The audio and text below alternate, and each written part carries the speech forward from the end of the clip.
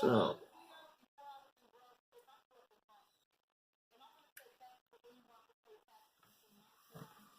let's pause that. So, how you doing? Uh-huh. I'm going to read out loud an article that somebody else wrote, and I'm gonna use it as a roll for something I'm gonna publish. So you listen to me read it's just somebody wrote an article. I gotta find the article now.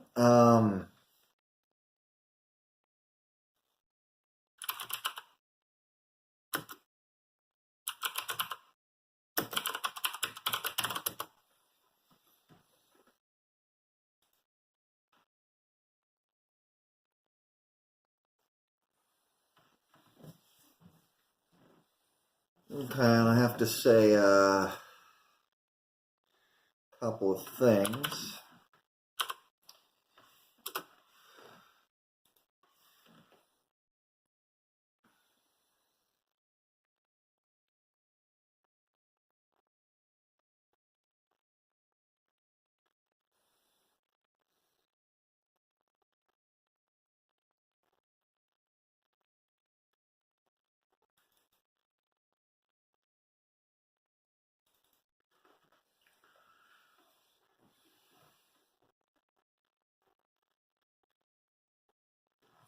Hello, I'm Patrick Vick, and welcome to Simon's Tech Wise. On this channel, we do tech news and review videos just like this one. We cover a range of products from popular consumer electronics to professional level audio and video equipment. So if you like this video, please consider subscribing and ring the bell for regular updates.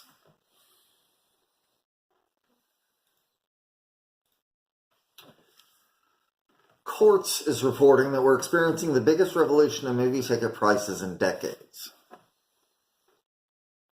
Link to this article is below the video. So, MoviePass may fail, but it's changing movie-going for the better.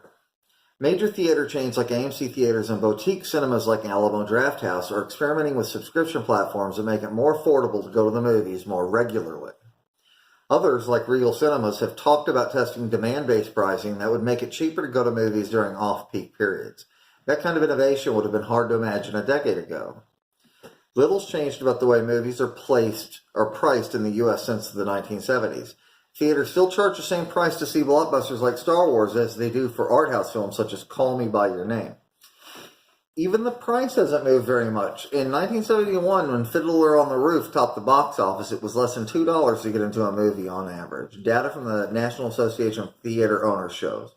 Last year it was around $9, but when adjusted for inflation, the price actually dips slightly. The graph will be shown on an overlay and in the description below. Subscription services like the MoviePass will give moviegoers across access to a host of films each month for one low flat monthly fee. MoviePass charges $10 per month to watch a movie every day at most theaters in the United States. AMC Stubs A-List charges $20 a month for 3 movies a week at its locations, and it is by an order of magnitude the most significant change in the history of ticket pricing. Barack Orbach, a law professor at the University of Arizona, has done extensive research on motion picture industry, says, and told Quartz. The shift to subscription services is part of a revolution that began more than a decade ago as DVDs, on-demand video, and nascent streaming services like Netflix made it more convenient to watch movies at home than in theaters. Cinemas began searching for ways to make movie-going experiences better than viewing at home. So IMAX presented an opportunity in the early 2000s when it brought its system of high-definition cameras and digital projectors from museums to multiplexes. Daniel D'Elia, editorial director at Box Office Media, told Quartz. Studio Warner Brothers scored the first hit IMAX movie in 2004 with The Polar Express. 5 years later, 20th Century Fox showed that 3D, another burgeoning movie format, could look like when done right with Avatar, which remains the highest grossing movie of all time. Other digital movie formats and projection systems like Dolby Cinema and 4DX also developed over time to replace the analog projection systems that had worked perfectly well in cinemas for the last century and offer moviegoers new experiences. movie theaters could charge more for these higher-end formats, making a pseudo-return on the early days of Hollywood when ticket prices varied by film. That practice was killed by a famous 50s antitrust case against Paramount that broke up monopolies between movie producers and distributors to prevent them from setting the price of admission. Other factors like the rise of TV also helped kill the habit, as Orbach outlined in his 2004 paper, Antitrust and Pricing in the Motion Picture Industry. In 1972 movie The Godfather, which was the first event film to open at regular admission prices. Anyway, in 2010, U.S. theater chains began borrowing innovations from other markets around the world. They introduced the concept of reserved seating, which was available all around the world before it even came to the U.S., as well as alcohol and dining services, which is prevalent in the industry today. Luxury theater chains like IPIC also emerged, and cinemas started selling moviegoers at higher-end and pricier experiences.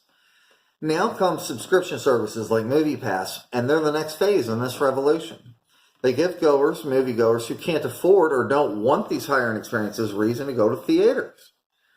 It's an explosion. This is it. This is when they talk about it in 50 or 100 years. They're going to be talking about this moment. They're going to say, this is when the ticket prices changed. Jeff Buck, senior box office analyst at Exhibitor Relations, told Quartz, I don't believe that we've seen anything this atomic since movie tickets have been tracked.